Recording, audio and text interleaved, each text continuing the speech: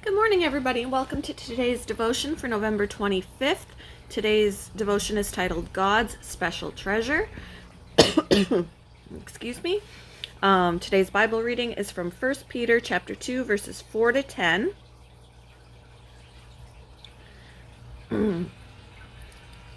You are coming to Christ, who is the living cornerstone of God's temple. He was rejected by people, but he was chosen by God for great honor. And you are living stones that God is building into his spiritual temple. What's more, you are his holy priests.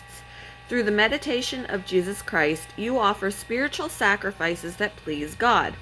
As the scriptures say, I am placing a cornerstone in Jerusalem, chosen for great honor, and anyone who trusts in him will never be disgraced.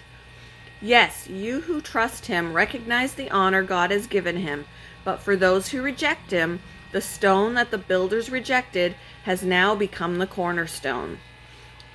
And he is the stone that makes people stumble, the rock that makes them fall.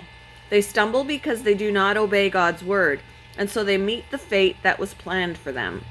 But you are not like that, for you are a chosen people.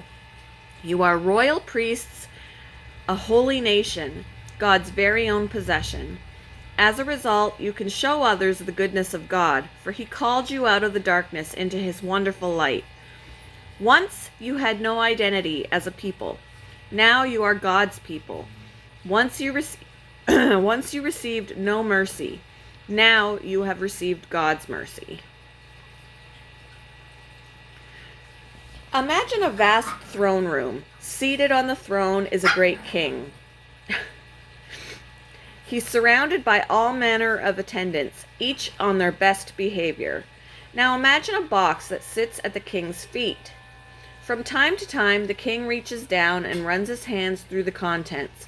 And what's in the box? Jewels, gold, and gemstones particular to the king's tastes. This box holds the king's treasures, a collection that brings him great joy. Can you see that image in your mind's eye? The Hebrew word for this treasure is segula, and it means special possession.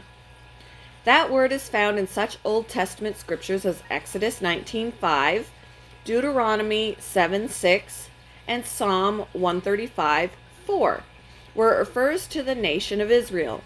But that same word picture shows up in the New Testament by way of the pen of Peter the Apostle.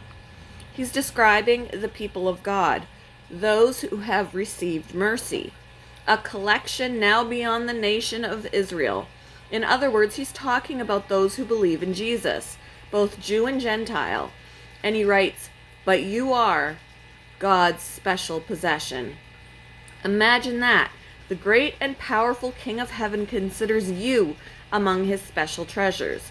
He has rescued you from the grip of sin and death. He claims you as his own.